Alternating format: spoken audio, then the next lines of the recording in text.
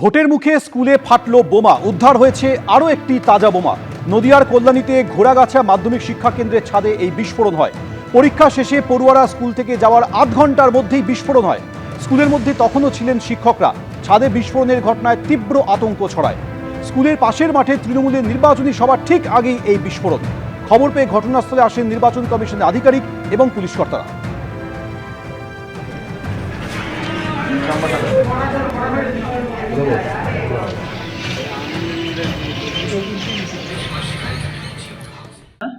পরীক্ষা চলছিল, পরীক্ষা হয়ে গেছে, তারপরে এই আধ ঘন্টা পরে এটা ঘটনাটা আওয়াজ শুনেছি আমরা। উপরে যখন একটা আওয়াজ হলো, আমরা তখন অফিসে ছিলাম। আওয়াজ শুনে বেরিয়ে এসে দেখি এই সমস্ত জালের কাটিয়ে এটা সেটা পড়ে আছে।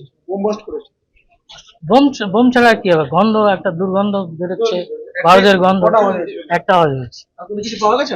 না, আমরা কিছু হাতই দিই না, আমরা দেখলাম এই পর্যন্ত। না, বাচ্চারা ছিল না, আমরা টিচাররা অফিস রুমে ছিলাম। আমরা তো ছাত্রছাত্রী পরীক্ষা হওয়ার পরে চলে গেছে, আমরা ঘরে অফিস ঘরে বসেছিলাম। বসে যাওয়ার একটা 8টা নাগাদ আওয়াজ পেলাম। তারপর আমরা সবার বাইরে বেরিয়ে এসে দেখি ধোঁয়া উঠছে। হ্যাঁ, বোম তো কেউ রেখেছেন হয়তো। একটাই আওয়াজ। না, বাচ্চারা বললাম না, পরীক্ষা শেষে সব চলে গেছে মিড ডে মিল খেয়ে। রাজনীতিতে কারা বোঝেন শুধু টাকা আনা পাই, কারা হতে চায় আমজনতার মুন্না ভাই, কাদের প্রতিশ্রুতির চাদরে শুধুই তাপ্পি, আর কারা চুপি চুপি দিচ্ছে জনগণকে জাদুকি ঝাপ্পি। সাবধান, এবার কিন্তু জনগণ সমস্ত কিছু পরখ করে নিচ্ছে। একটা বৃষ্টি পড়ুক দাদা, হাঁটু পর্যন্ত এখানে জল হয়ে যায়। কিচ্ছু নেই, এভরিথিং ইজ গন। কলকারখানার দিকে একটু নজর দেওয়া উচিত। চাকরি বাকরির তো একটা সমস্যা রয়েছে। মানুষ ঠিক করে যে কে জিতবে কে হারবে, মানুষের ওপরেই আমরা নির্ভর করি। উনি বুঝতে পেরেছেন যে শুভেন্দু অধিকারী বড় ভোট থেকে এখানে জিততে চলেছে। সাধারণ মানুষের অভিজ্ঞতা ভোটে প্রতিফলিত করাটা আমাদের চ্যালেঞ্জ এবারে নির্বাচনে হবে। সকালে ঘুম থেকে উঠে খবরের কাগজ নিয়ে বসেন, নাকি টিভি চালান, নাকি মোবাইল স্ক্রল করেন?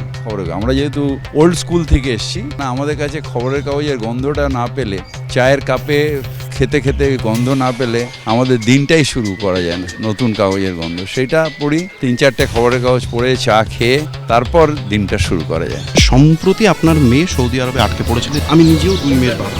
মানে এইটা জানতে চাই, আপনি মানসিকভাবে নিজেকে কিভাবে স্থির রেখেছিলেন? কারণ আমি সেই জায়গায় নিজেকে কল্পনাও করতে পারছিলাম না। এরকম ঘটনা আগেও হয়েছে, নিশ্চিতভাবে টেনশন তো হয়েছে। আমার মেয়ে, আমার স্ত্রী, আমার নাতনি সবাই উমরা করতে গিয়ে আটকে গেছিল। এর আগেও হয়েছিল ওই স্টেশনে, যেদিন বোম্বেতে ভিটি স্টেশনে গুলি চললো, সেদিন ও পড়তে গেছিল ওখানে। এবারের থেকে সেবারের টেনশন বেশি হয়েছিল। আমি এসে যতক্ষণ না ফোন করছি মনে হচ্ছে আমার হার্টটা ফেটে যাবে। সুতরাং বাবা হিসেবে তো টেনশন থাকেই, উদ্বেগ থাকেই। এই চাপটা হলো ভেতরে কোথাও একটা স্নেহের চাপ। এই চাপটা প্রত্যেক বাবার থাকে, এবং সেই বাবা, আপনার মেয়েরা, বাচ্চা যত যত বড় হবে থাকবে। আপনি মেয়র, সারাক্ষণ এই বৃষ্টি, বন্যা, এই হচ্ছে না, ওখানে এই হচ্ছে না, এই যে এত সবের মাঝখানে কখনো বাড়ি ফিরে ক্লান্ত লাগে? মনে হয় একটু আড্ডা মারি? কখনো আড্ডা মারা হয়? না, আড্ডা মারা হয়।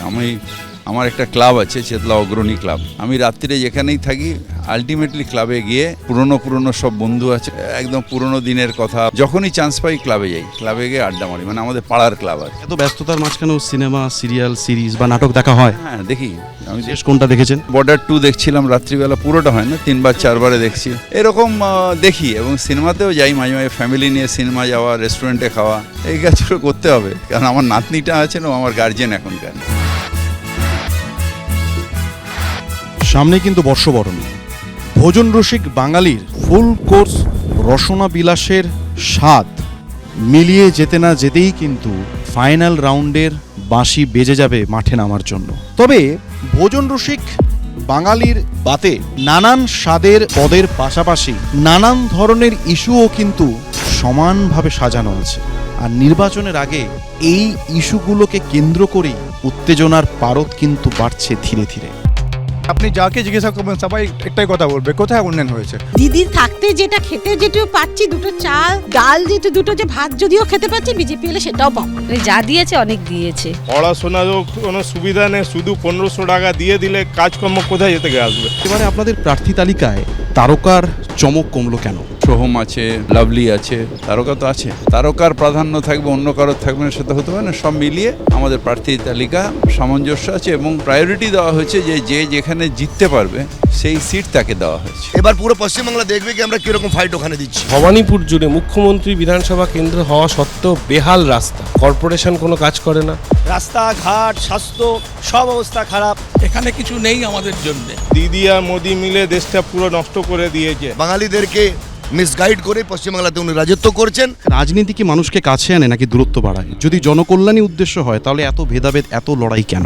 কেউ ভাবে যে মার্ক্সবাদ দিয়ে মানুষের ভালো হবে, কেউ ভাবে সার্ভারকার বাদ দিয়ে মানুষের ভালো হবে, আমরা ভাবি মামাটি মানুষ দিয়ে মানুষের ভালো হবে। এই সমস্ত কেন্দ্রের বিধায়করা মন্ত্রী হলো, এখানকার বিধায়ক মুখ্যমন্ত্রী হলো, মানুষ এই কেন্দ্র থেকে কি পেলো? আমরা বাঙালি কার্যকর্তাই এবার লিডারশিপকে 170-80 সিট জিতে দেবো পুরো পশ্চিমবাংলা থেকে। যারা উত্তরপ্রদেশ থেকে ধর্মীয় বিভাজন করেছেন তারা এখন বাংলাকে গ্রাস করার চেষ্টা করছে। আজকে কন্ডিশন এরকম আছে কি अगर ভুল করে মমতা বন্দ্যোপাধ্যায় চলে আসে, রাজ থেকে বিজনেস তো পালিয়েই গেছে, আম বাঙালি লোক এখান থেকে মাইগ্রেট হতে শুরু করে দেবে। সাধারণ মানুষ কিন্তু এই আঙ্গিকেই বিজেপি নামক একটা পার্টিকে গ্রহণ করেছিল ডেসপাইট অল ডিফারেন্সেস। আজ কিন্তু সেটা সম্পূর্ণ ব্যর্থ। এখনকার যারা নতুন রাজনীতিকবিদ তারা কি দলীয় রং না দেখে সবার জন্য কাজ করার জন্য উদ্যত হয়? কি মনে করেন? হয়, সারা বছর ধরে মানুষের পাশে আছি বলেই তো মানুষ এত ভোটে বছরের পর বছর আমাদের জেতাচ্ছে। ওনাকে ভবানীপুরে হারাবো, এখানেই ঘেরবো। উন্নয়ন হয়েছে কি হয়নি এটা কিছুটা লোকের উপরে ছেড়ে দিন। দিদি আমাদের জন্য অনেক উপকার করেছে, কন্যাশ্রী, রূপশ্রী, যুবশ্রী। বিজেপি একটা সাম্প্রদায়িক দল, ওরা তো ধর্মের নামে উস্কানি দিচ্ছে। বেকার অনেক বেড়ে গেছে। উন্নয়নের নিরিখে ভোট হবে, ভাওতাবাজিতে কোনো ভোট হয় না। পশ্চিমবঙ্গে আর সেরকম কোনো প্রশ্ন হওয়ার কোনো কিছু নেই, সবকিছুই ঠিকঠাক ভাবেই আছে। যদি সবকিছু উন্নয়ন হয়ে গিয়ে থাকে তাহলে ওনারা বেরোচ্ছেন কেন প্রচার করতে? মানুষ তো দেখেছে কি উন্নয়ন হয়েছে। 0% বেটারমেন্ট। কথার ধারে কথা কাটার খেলা, যুক্তি পাল্টা যুক্তির চাল গুনতে গুনতে ফুরিয়ে এলো বেলা। এখন বেশ বুঝতে পারছি সূর্য ডুবলেও এই হাওয়া কিন্তু তেতে থাকবে ভোটের উত্তাপে। আমাদের সফর আজকে আমরা এখানেই শেষ করছি। আপনারা দেখতে থাকুন তারকার চোখে তারকা কেন্দ্র, আর চোখ রাখুন এবিপি আনন্দ। রাজনীতির ডেবিউ ম্যাচে তাক লাগিয়েছিলেন নওশাদ সিদ্দিকী। 21-এ প্রথমবার ভোটে দাঁড়িয়ে তৃণমূলের গড় দক্ষিণ 24 পরগনাতেই তৃণমূলের থেকে ছিনিয়ে নিয়েছিলেন ভাঙড়ের মতো বিধানসভা আসন। এবারও সেই কেন্দ্রে আইএসএফ এর প্রার্থী তিনি। তবে এবার লড়াই বেশ কঠিন। উল্টো দিকে রয়েছেন তৃণমূলের শওকত মোল্লার মতো হেভিওয়েট প্রার্থী, আর ভাঙড়ে এবার বিজেপির প্রার্থী জয়ন্ত গায়েন। এই কেন্দ্রে প্রার্থী দিয়েছে হুমায়ুন কবিরের আমজনতা উন্নয়ন পার্টিও। সেখানে তারা প্রার্থী করেছে সীমা ভট্টাচার্যকে। তবে নওশাদ অবশ্য কনফিডেন্ট। ভাঙড়ের মানুষ মনস্থির করে নিয়েছে যে ভাঙড়ে কোনো নোটারিয়াস ক্রিমিনালকে, বোম বাঁধা লোককে তারা ভোটে জিতাবে না।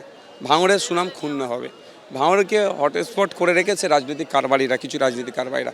ভাঙড়ের মানুষ অত্যন্ত সহজ সরল মানুষ, এরা হিংসা মারামারি পছন্দ করে না, এরা মানুষের জন্য কাজ করতে চায়, মানুষের সাথে থাকতে চায়। প্রতিদিন নিজের কেন্দ্র তো বটেই, অন্য কেন্দ্রেও আইএসএফ প্রার্থীদের হয়ে প্রচার সারছেন নওশাদ। সেই সঙ্গে চলছে ভাঙড় নিয়ে অঙ্ক। 2021-এ যারা যেই ভাইরা আমাকে ভোট দেয়নি, 2026-এ তারা আমাকে দেবেই ভোট। কারণ 5 বছর আমার অ্যাক্টিভিটি, তাদের জন্য সে ওয়েটল্যান্ড থেকে শুরু করে হসপিটাল, ভাঙড়ের শিক্ষা প্রতিষ্ঠান, রাস্তাঘাট সহ যাও যতটুকু উন্নয়ন হচ্ছে সবটাই আমার জন্য হয়েছে। হ্যাঁ, ফিতেটা কাটছে শওকত সাহেব, দাবিটা আমার ছিল, সেটা তারা বুঝতে পেরেছে, সুতরাং তারাও এবার আমাকে ভোট দেবে। গত বিধানসভা নির্বাচনে ভাঙড় থেকে 1 লক্ষের বেশি ভোট পেয়েছিলেন নওশাদ সিদ্দিকী।